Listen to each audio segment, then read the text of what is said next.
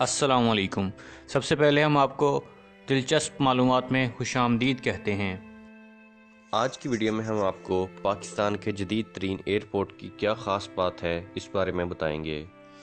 دوستو، آج کی ویڈیو کی جانب بڑھنے سے پہلے اگر آپ لوگوں نے ہمارے چینل دلچسپ معلومات کو ابھی تک سبسکرائب نہیں کیا ہے تو یہ سبسکرائب کے لگے بٹن کو کلک ضرور کر دیجئے اور اس کے ساتھ لگے یہ بیل آئیکن کو کلک ضرور کیجئے۔ اس سے ہوگا یہ کہ ہماری اگلی آنے والی تمام ویڈیوز آپ کو فوراً مل جایا کریں گی۔ تو آئیے بڑھتے ہیں آج کی ویڈیو کی جانب۔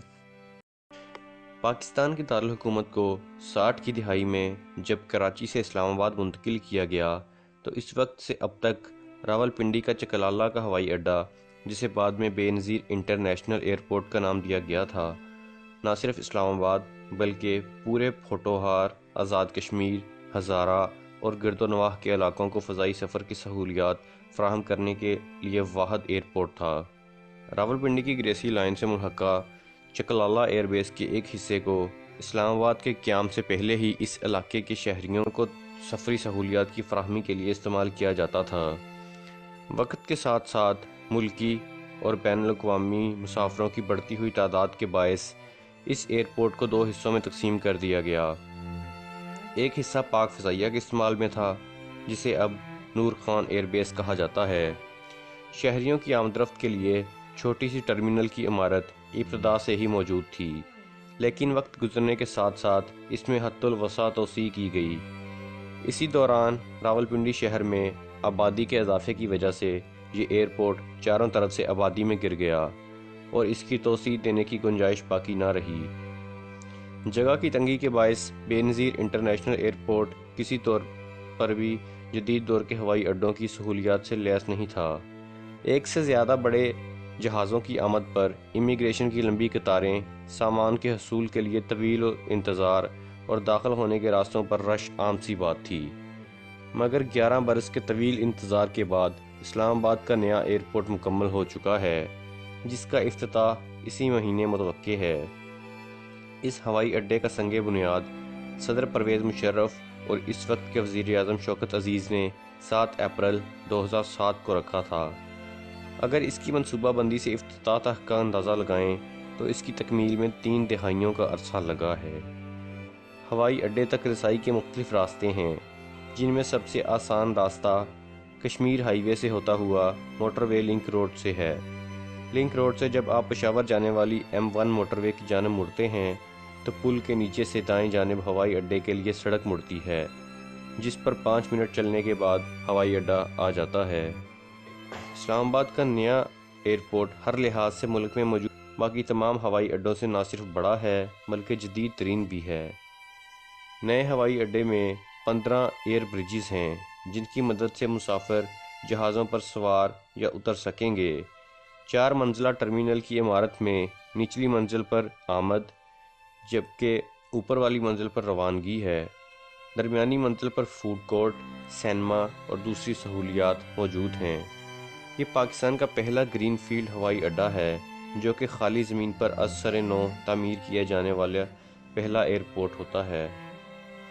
پاکستان میں اس سے قبل کوئی بھی بین الاقوامی ہوائی اڈہ نئے سرے سے تعمیر نہیں کیا گیا اور نہ ہی ایک بین الاقوامی ہوائی اڈے کو ایک جگہ سے دوسری جگہ منتقل کیا گیا۔ اس لحاظ سے اس ایئرپورٹ کی تعمیر اور بے نظیر بھٹو انٹرنیشنل سے اس ایئرپورٹ تک منتقلی پاکستان کی ہوا بازی کی تاریخ کا ایک اہم سنگ میل ہے۔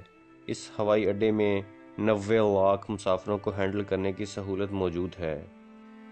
اس ایئرپورٹ کی عمارت کی سب سے نچلی سطح پر مسافروں کی آمد کا انتظام ہے اور فضائی کمپنیوں کے دفاتر بھی اسی منزل پر ہیں، مگر باقی ہوائی اڈوں کے برعکس پہلے بین الاقوامی آمد ہے اور پھر اندرون ملک آمد کا راستہ ہے۔ اسی منزل پر سامان کے حصول کے 8 بیلٹ بنائے گئے ہیں، جن سے مسافر آمد کے بعد سامان وصول کر سکیں گے۔ یہ بیلٹ بین الاقوامی آمد اور اندرون ملک آمد کے درمیان تقسیم ہوں گے۔ اسی طرح تیسری منزل پر بین الاقوامی روانگی اور اندرون ملک روانگی ہے، جسے کار پارکنگ سے سیڑھیوں کے ذریعے اور براہ راست ڈراپ لائن سے پہنچ سکتے ہیں۔ ان دونوں منزلوں کے درمیان میں ایک منزل ہے جہاں مسافروں کے لیے مختلف سہولیات مہیا کی گئی ہیں۔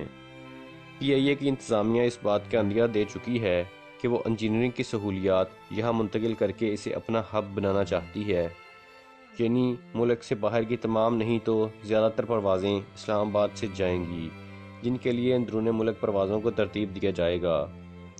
اس لیے اسلام آباد کے نئے ہوائی اڈے کو اس خیال سے باسہولت بنایا گیا ہے کہ یہ ایک ٹرانزٹ ہوائی اڈا بن سکے۔ مسافروں کے لیے دوسری منزل پر مختلف کھانے پینے کے ریسٹورنٹ اور دکانیں بھی شامل ہوں گی، جن سے مسافر استفادہ کر سکتے ہیں۔ فون چارج کرنا مسافروں کے لیے بہت اہم ہوتا ہے، تو اس مقصد کے لیے biometric mobile charging cabinet بنائے گئے ہیں۔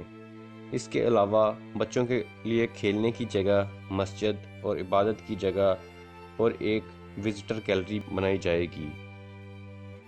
اس ایئرپورٹ کی ٹرمینل کی عمارت میں ایک 4 سٹار ہوٹل بھی قائم کیا جا رہا ہے، جو ٹرانزٹ کے مسافروں کی سہولت کے لیے بنایا گیا ہے، جہاں رکنے والے مسافر آرام کر سکیں گے۔ اسی طرح ایئر لائنز کے لیے لاؤنج بھی بنائے گئے ہیں، جہاں مسافر اپنی پرواز سے پہلے بیٹھ سکیں گے۔ خواتین و حضرات، امید کرتا ہوں کہ آپ کو یہ انفارمیٹیو ویڈیو پسند آئی ہوگی۔ اگر ابھی تک آپ لوگوں نے ہمارے چینل دلچسپ معلومات کو سبسکرائب نہیں کیا ہے تو سبسکرائب ضرور کیجئے، ہماری ویڈیوز کو لائک، کمنٹ اور شیئر بھی ضرور کیجئے۔ اگلی ویڈیو تک کے لیے خدا حافظ۔